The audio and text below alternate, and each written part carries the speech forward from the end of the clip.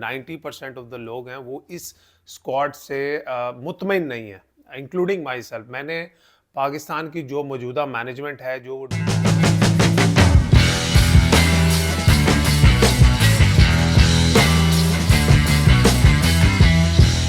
अस्सलाम वालेकुम जी, welcome to my YouTube channel. और पाकिस्तान ने ऑब्वियसली अपना जो स्क्वाड है चैंपियंस ट्रॉफी के लिए सबसे लेट, जितनी भी 8 टीमें उनमें सबसे लेट अनाउंस किया है। और हमने थोरली उसको डिस्कस भी किया कल। और जितने भी पाकिस्तान के स्पोर्ट्स एनालिस्ट हैं, चैनल्स हैं, यूट्यूब चैनल्स हैं, उन्होंने सब ने उसको डिस्कस किया। और मुझे ये देख के लगा कि जो 90% ऑफ द लोग हैं वो इस स्क्वाड से मुतमिन नहीं है, इंक्लूडिंग माई सेल्फ। मैंने पाकिस्तान की जो मौजूदा मैनेजमेंट है, जो वो डिसीजंस ले रही है आकिब जावेद के under, I have always back that, because मुझे हमेशा लगा है कि यार इन लोगों की नीयत ठीक है। मे बी कुछ डिसीजंस गलत भी ले रहे हैं, मगर दे पाकिस्तान की क्रिकेट को राइट डायरेक्शन में लेके जाना चाह रहे हैं, पाकिस्तान की क्रिकेट को सही रास्ता दिखाना चाह रहे हैं। मगर जो ये स्क्वाड अनाउंस हुआ है, इस पर हम डिस्कस कर लेते हैं। आप लोग भी ज़रूर कमेंट्स में जो पॉसिबल पाकिस्तान के कॉम्बिनेशंस हैं प्लेइंग 11 के, जो बन सकता है बेस्ट पॉसिबल कॉम्बिनेशन, क्योंकि जो पाकिस्तान ने स्क्वाड अनाउंस किया है उसमें से प्लेइंग 11 बनाना, कौन सा बंदा किस नंबर पे खेलेगा, कौन सा बंदा लोअर ऑर्डर में खेलेगा, कौन ओपनिंग करेगा, सबसे जो सरप्राइजिंग चीज़ थी स्क्वाड में, वो मेरे समेत सबको यही लगी। एक तो यार दुबई और पाकिस्तान में आप ऑब्वियसली चैंपियंस ट्रॉफी खेल रहे हैं, तो आपने सिर्फ एक जेन्युइन स्पिनर रखा है। आप अभी देख लें, जो दुनिया की प्लेइंग स्क्वाड्स अनाउंस हो रहे हैं, हर किसी ने 3-3 स्पिनर्स को रखा है, जो कि ऑलराउंडर्स हैं। चले इंडिया ने जो रखे हैं ऑलराउंडर्स रखे हैं, बट वो डोमिनेटली स्पिनर्स हैं। देन जो बैटिंग है उनका सेकंड काम है। लेकिन पाकिस्तान को अगर देखा जाए तो हमने सिर्फ एक मोहम्मद इब्रार रखे हैं, बाकी हमने सारे बैट्समैन हैं जो पार्ट टाइम बॉलिंग करते हैं, जैसे सलमान अली आगा हैं, जैसे खुशदिल शाह हैं। उस पॉइंट ऑफ व्यू से देखा जाए तो पाकिस्तान शायद ये समझ रहा है कि जो पाकिस्तान में पिचेस बनेंगी, मैं फिर आपको बता दूं, वो पिचेस पाकिस्तान क्रिकेट बोर्ड के अंडर नहीं बनेंगी, वो आईसीसी ने बनवानी है। लेकिन मैंने चूंकि obviously I have also played cricket in Pakistan, Pakistan की पिचेस पे बॉल इतना स्पिन नहीं होता। कराची में स्पेशली थोड़ा बहुत स्पिन आपको देखने को मिल जाएगा, लेकिन लाहौर, रावलपिंडी में बहुत कम चांसेस हैं कि आपको स्पिन देखने को मिले। अब कॉम्बिनेशन जो डिफरेंट बातें चल रही हैं, कोई कह रहा है मोहम्मद रिजवान ओपन करेगा, कोई कह रहा है बाबर आजम ओपन करेंगे, कोई कह रहा है सऊद शकील को एज एन ओपनर खिलाया जाएगा। तो अगर मेरे से आप मेरी पर्सनल राय पूछें तो मुझे लगता है पाकिस्तान को सऊद शकील के साथ ओपनिंग पे जाना चाहिए, क्योंकि उसकी वजह से जो आपका एक कॉम्बिनेशन वनडे क्रिकेट में पाकिस्तान की टीम काफ़ी अच्छा कर रही है इन रीसेंट पास्ट। तो काफ़ी लोग पाकिस्तान की वनडे टीम को रेट भी कर रहे हैं इस चैंपियंस ट्रॉफी में। तो वो कॉम्बिनेशन आपका ख़राब नहीं होगा अगर 3 पे बाबर खेलते हैं, 4 पे रिजवान, 5 पे कामरान गुलाम, 6 पे ऑब्वियसली सलमान अली आगा, और उसके बाद 7 पे आप या तो खुशदिल शाह को ट्राई कर सकते हैं, फ़हीम अशरफ का ऑप्शन भी आपके पास है। तो इस पॉइंट ऑफ व्यू से अगर आप देखते हैं तो फिर पाकिस्तान का एक कॉम्बिनेशन नज़र आता है। लेकिन कुछ लोग कह रहे हैं शायद बाबर आजम ओपनिंग करने आएंगे। मेरा इससे प्रॉब्लम ये है कि अगर बाबर आजम ओपनिंग करेंगे, जो आपके रीढ़ की हड्डी, जो आपके स्क्वाड का मेन बैटर है, जो पाकिस्तान की प्रोबेबली लास्ट 2 डेकेड्स में ओडीआई क्रिकेट का सबसे अच्छा बैट्समैन है, आप उसको हॉट वाटर में डाल रहे हैं। और बाबर आजम जब नंबर 3 पे आते हैं, वो पाकिस्तान की पूरी इनिंग्स को एक जगह पे खड़े होकर कैरी करते हैं और अपने अराउंड वो बाकी प्लेयरों को खिलाते हैं। यही पाकिस्तान का फॉर्मूला रहा है इन लास्ट फ्यू ईयर्स। तो उसको एकदम चेंज करना इतने बड़े इवेंट में मुझे समझ नहीं आती। कुछ ये भी खबरें आई हैं कि शायद मोहम्मद रिजवान ओपन करेंगे। अगर मोहम्मद रिजवान ओपन करते हैं फ़खर जमान के साथ, तो फिर 3 पे बाबर आएंगे, 4 पे सऊद शकील आएंगे।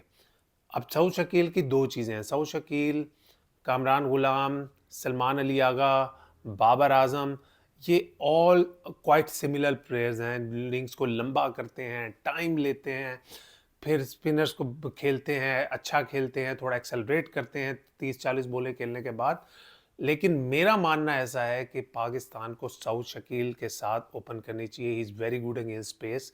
जो वाइट बॉल क्रिकेट में हमने भी उनके साथ क्रिकेट पाकिस्तान में खेली है, वो पेसर्स की पेस को बड़ा अच्छा यूज़ करते हैं। लेकिन फिर जो उनको लाने की वजह है, जो बताया जा रहा है कि he is our best batter against spin, तो फिर वो चीज़ एलिमिनेट हो जाती है कि अगर एक बंदे को आप ओपनिंग करा रहे हैं सिर्फ इसलिए कि इज़ गुड अगेंस्ट स्पिन, तो वो आपकी जो बात है उसको आप जस्टिफाई नहीं कर पाएंगे। लेकिन ये जो भी चीज़ें हैं, क्या सराहियाँ हैं कि जो अभी ट्रायंगुलर जो ट्राई नेशन सीरीज़ होगी, उसमें ये पिक्चर हमें क्लियर हो जाएगी कि पाकिस्तान का कॉम्बिनेशन क्या बनेगा।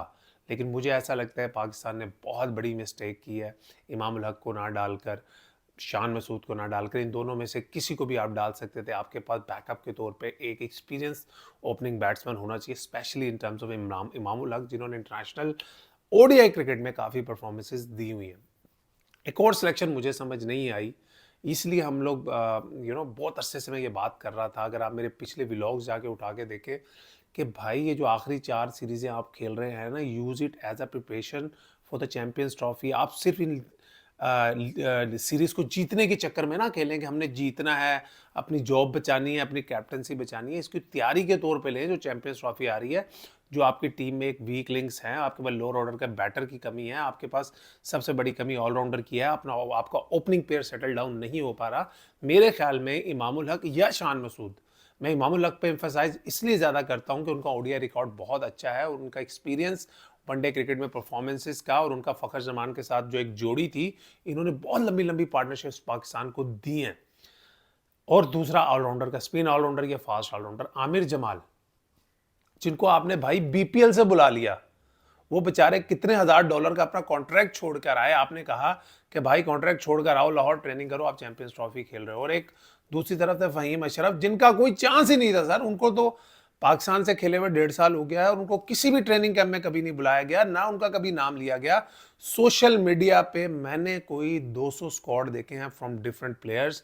उसमें एक्स क्रिकेटर्स हैं, उसमें पीसीबी से रिलेटेड जर्नलिस्ट हैं, कुछ फाख्ताएं हैं, कुछ इस तरह के जर्नलिस्ट हैं जो चेयरमैन क्रिकेट बोर्ड के भी बहुत करीब है। मैंने किसी के भी स्क्वाड में फहीम अशरफ का नाम नहीं देखा और किसी को भी फहीम अशरफ का जिक्र भी करता नहीं देखा।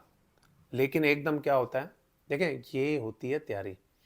फ़हीम अशरफ ओवर आमिर जमाल जस्टिफाई आप कर लेंगे। मैं आपको बताता हूँ कैसे जस्टिफाई करेंगे। आप लोग हमें आके बताएंगे जी हमें तो चौथे नंबर पे बॉलिंग करने वाला फास्ट बॉलर चाहिए जो चेंज ऑफ पेस करता हो, जो गुड लेंथ पे करता हो। लेकिन आमिर जमाल थोड़े वेवर्ड हैं, वो एग्रेसिव हैं, हमें और हैंड का एक कॉम्बिनेशन चाहिए, नीचे लेफ्ट हैंडेड चाहिए था।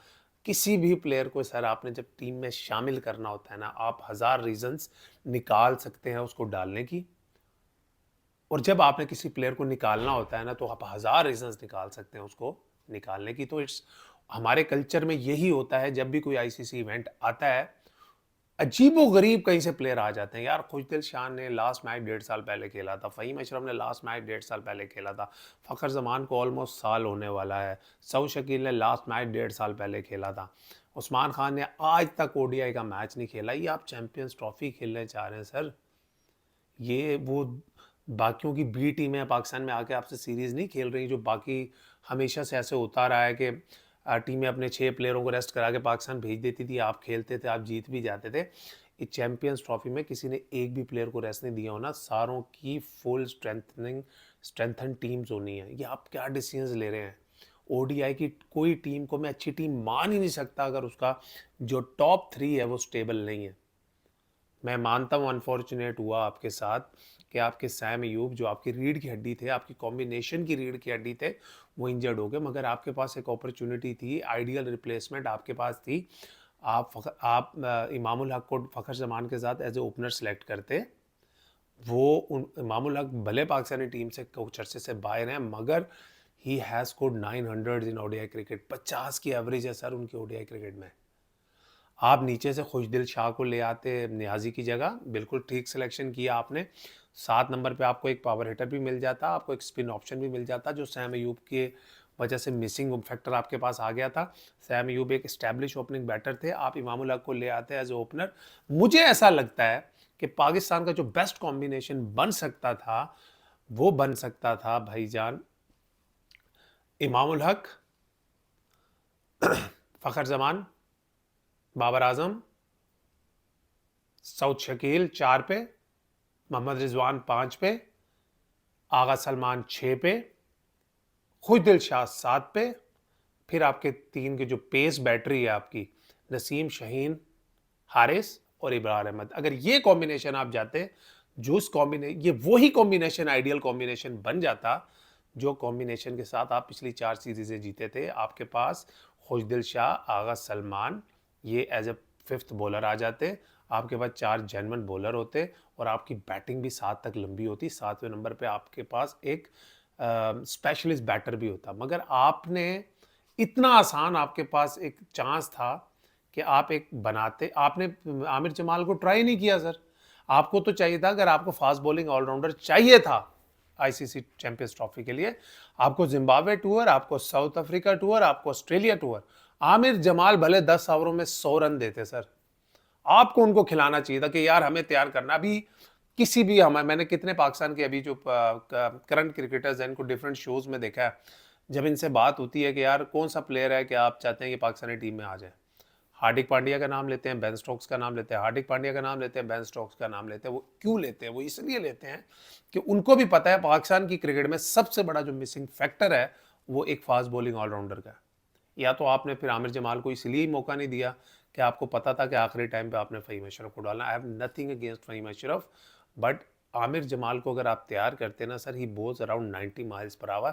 मैं जानता हूं जब वो वापस आए उन्होंने थोड़ी सी स्ट्रगल की है because he came back from the injury, मगर आप अपना कॉन्फिडेंस उस बेचारे पे दिखाते, he bowls around 90 miles per hour. Batting उनकी हमने देखी है, लेकिन आपने वाइट बॉल क्रिकेट में उनको मौका ही नहीं दिया। आप उनको 3-4 सीरीजें इकट्ठी खिलाते, अगर वो टीम में सेटल डाउन ना हो पाते, आप देख लेते फ़हीम अशरफ की तरफ। मगर मुझे तो ऐसा लगता है कि एवरीथिंग वाज प्लान्ड कि फ़हीम अशरफ को एंड में डालना है। नो डाउट सर, उन्होंने अच्छा परफॉर्म किया है इस वक्त बीपीएल में, मगर वो टी20 लीग है, टी20 लीग से प्लेयर को उठा के चैंपियंस ट्रॉफी 50, आपने आपने कहाँ चेक किया उनका 50 ओवर की फॉर्म क्या है? क्या वो दिन में 10 ओवर अच्छी रिदम से कर सकते हैं? टी20 cricket is different. Aamir Jamal तो आपके अंडर हैं 2 साल से वो टीम के साथ हैं, आपकी उनको हर चीज़ पता है। आपको पिछली 4-5 सीरीज़ों में उनको रेगुलर खिलाना चाहिए था।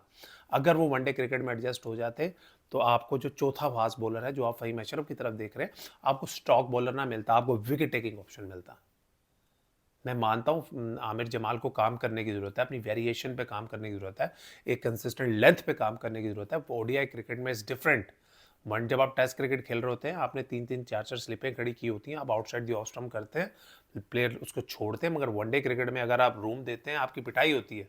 ही needed to work on that. मगर वो कैसे काम करना था सर? वो काम तो ऐसे ही करना था ना कि आपने उनको मौका देना था। उन्होंने रेगुलर ओडीआई क्रिकेट खेलनी थी।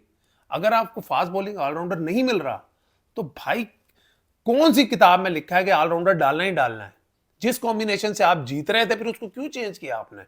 आप इमाम लक को एज ओपनर डालते, खुशदिल शाह को डालते, आपको सैम की कमी पूरी हो जाती।